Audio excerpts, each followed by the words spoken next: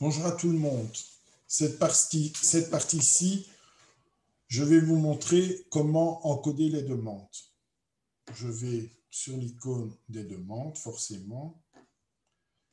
Dans cette partie du programme, vous pourrez encoder les échelles de Katz, le certificat de désorientation spatio-temporelle et l'annexe 81. On va aller dans les échelles de Katz. Voilà. Là, vous n'avez pas encore créé une échelle de Katz. On va en créer une. Comment? Comme d'habitude, on fait un petit plus. La date de début, c'est la date d'aujourd'hui. Moi, je vais dire, voilà, j'ai fait ma demande de toilette le 1er janvier. Forcément, il a calculé que la date de fin, c'est le 31 du 3. Je vais mettre, par exemple, 3,3. D'office, il calcule que c'est une T2. Si je mets 4,4, ben, il sera en T7. Je vais mettre 3,3. À se déplacer, je vais mettre 1. Je vais à la toilette, je fais 1 à l'incontinence et 1 à boire et manger. Vous êtes en T2. Là, il va vous dire, il vous propose sur l'onglet ici, pas l'onglet, mais le choix ici, c'est le certificat de désorientation spatio-temporelle. Si je clique dessus, le patient il passe en T7. D'accord? Je vais décocher.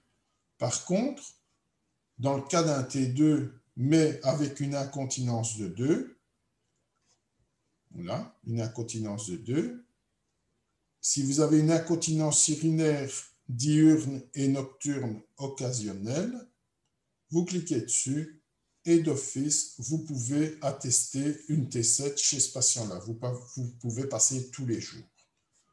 Je vais dire que c'est OK. Avant peut-être de dire que c'est OK, si vous voulez imprimer, par exemple, vous êtes une remplaçante et vous ne facturez pas dans le même logiciel, vous pouvez demander une copie de la photo une copie de l'échelle de Katz sur papier.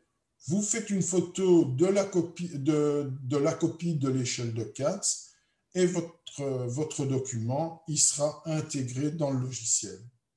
Il sera également disponible sur le rapport. On ne va pas le faire. Je fais OK. Voilà. Je sais qu'en date du 1 du 1, on a demandé un T7 avec tel scoring.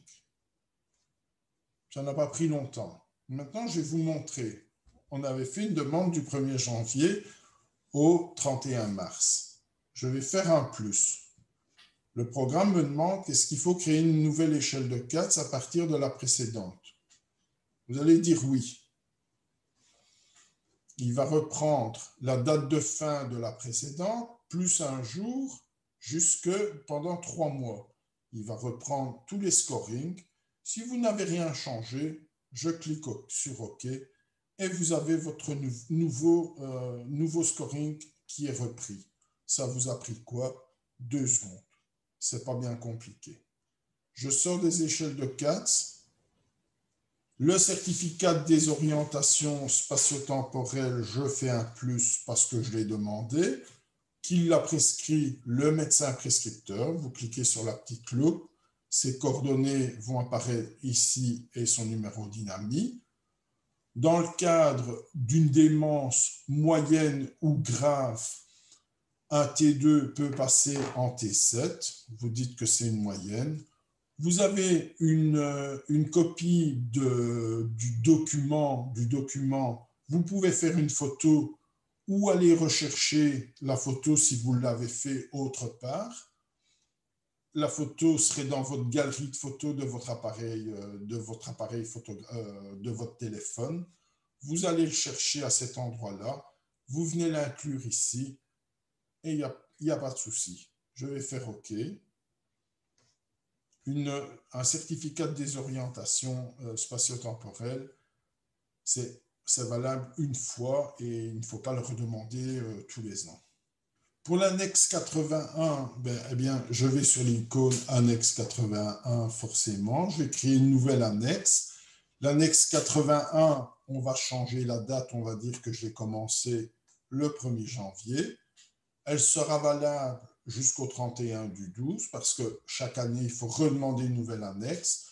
Vous avez un document papier, eh bien, vous faites la photo de votre document. Comme ça, il vient s'inclure dans votre dossier. Et le médecin, pareil. Voilà, c'est mon médecin traitant de nouveau. OK. OK. Voilà. Pour ce qui est des demandes, il n'y a rien de bien chinois. C'est vraiment pas compliqué.